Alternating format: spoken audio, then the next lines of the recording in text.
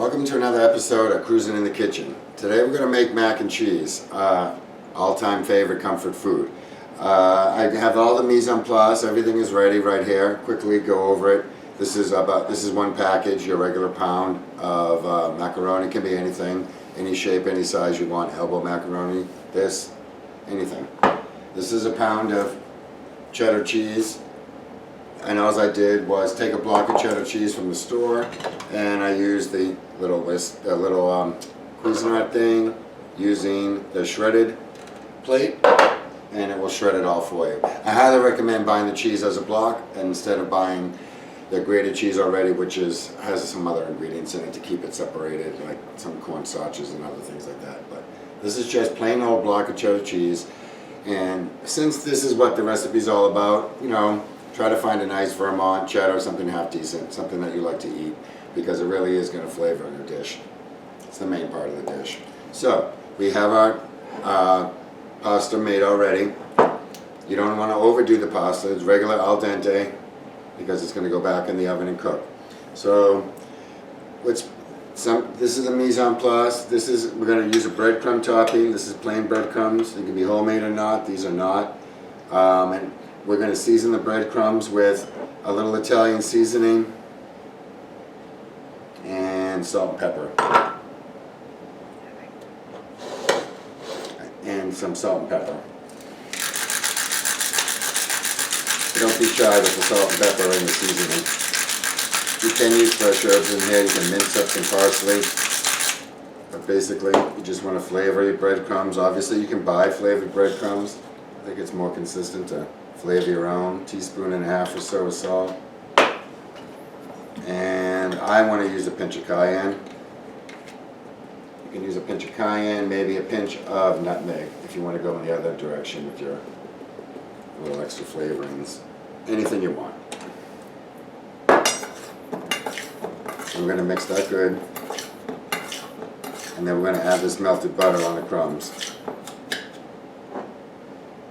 And we're going to use this as a topping. And one of the things I like to do is make enough of it to coat the bottom of these pans, and I'll show you. So here we go, incorporating the butter into, you can use olive oil, it works as well. You just want to moisten it up. It doesn't have to be soaking wet. I need some of this butter to put on the bottom of these pans. And this is all I want to do. Lightly coat. Because I'm going to stick some of this. I think it's kind of nice to get crunch on the bottom and crunch on the top. Just a personal preference. Some people just go really heavy on top, whatnot. Anything you want. Use your imagination. So, we'll toss it like this. It will stick to the butter a little bit. Put some in here. Just want to get a little bit on the sides and the bottom if possible. We're going to put plenty on top. I've actually done it where I've made a layer in the middle and had a teeny bit of crunch in the middle. Anything you want. As much or as little breadcrumbs as you want. Okay, I'm going to use the rest on top. So, we want to make a bechamel real quick. 3-4 tablespoons of melted butter. And I have my third of a cup of flour or so. I don't know if I'm going to use it all, but we'll see as we go. I'll start with this much. This is 2.5 cups of whole milk. And I don't know if I'm going to need some more, so I have some extra on the side. This can be mixture. You can put some light cream in there if you want to make it a little more rich. But basically, whole milk, if you have it. It can be skim milk as well. So I start with half the flour. I know, you can see right here, it's not thick enough, so I can use another half. And I'm making a roux, which is just a butter and flour paste, which you cook for a minute or 2 or 3. And that helps get the flour taste out. See, it's coming nice actually. I'm going to use just perfect. So 3-4 tablespoons of butter, 3-4 tablespoons of flour, equal portions, medium heat. You don't want to burn anything. There you go. That's a regular roux. You can even make that ahead of time and let it sit first. Okay.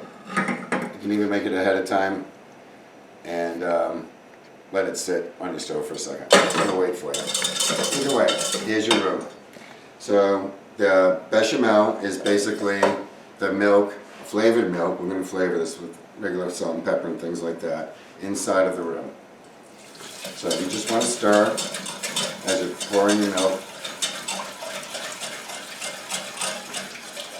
This is going to take a couple minutes, and you want to bring it up to a boil. You have to bring it up to a boil because you put raw flour in here, and the roux has to boil in order to do what the chemistry of it will bring it together and tighten up your milk.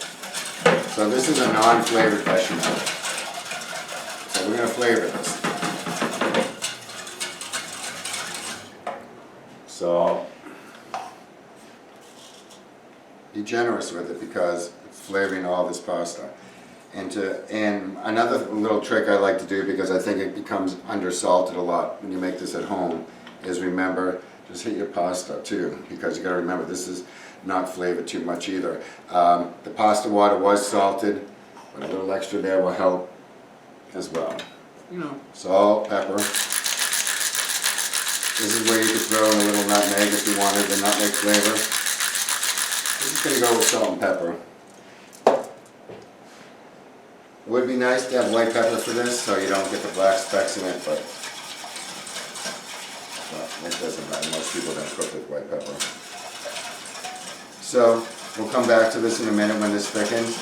It's just going to take a minute or two to come to a boil. It's going to thicken up and I'll show you the consistency of it.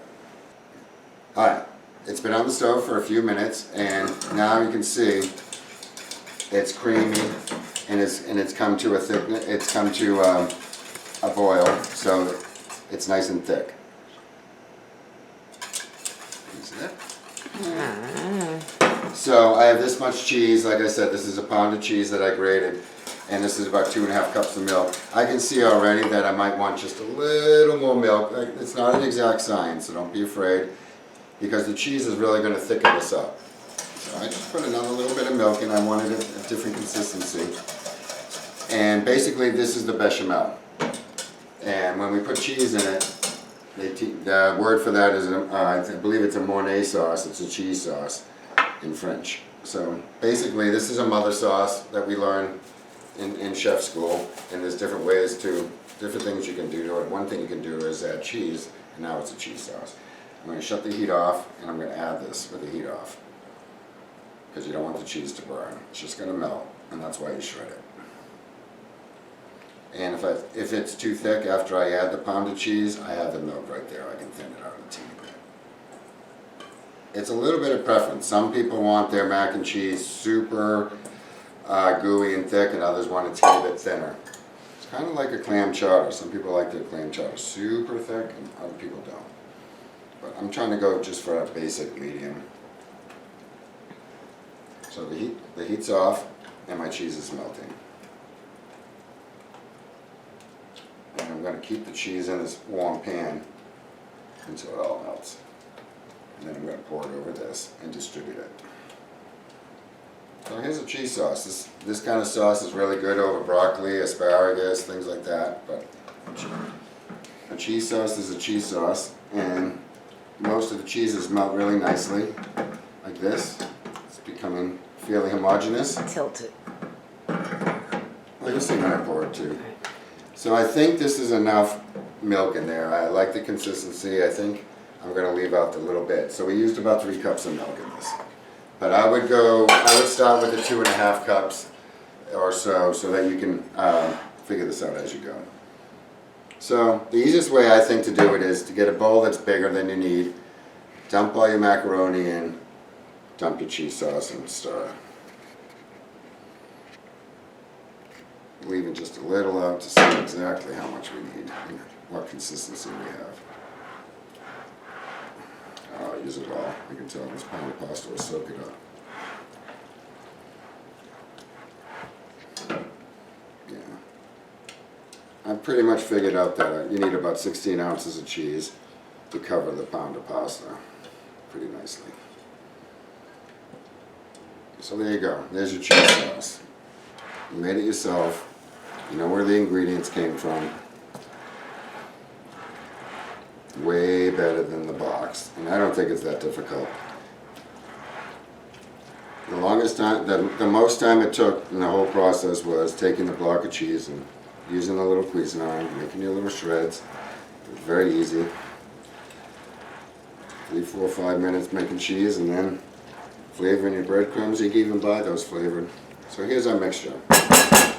I like it. So we're going to scoop it into our bowls.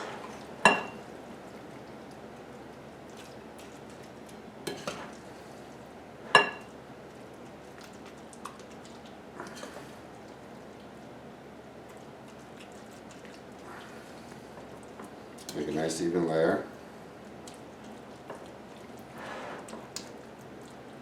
Some people like it. You could even use, you know, a smaller dish that's thicker. You can make a thicker version of this, but this is going to be this particular thickness. Any kind of container will do. You can do something like this and throw it in your freezer. This one's going to a friend. Makes a lot. And it's a very rich.